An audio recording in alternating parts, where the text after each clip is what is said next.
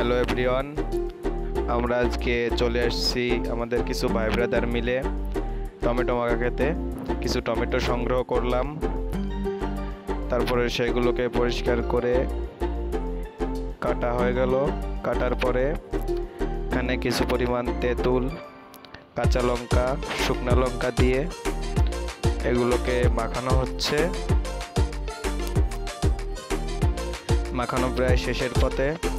এখন আমাদের সকল ভাই ব্রাদারের মাঝে আমরা এগুলো বিতরণ করব। সবাইকে সমান পরিমাণে দিয়ে দেওয়া হলো।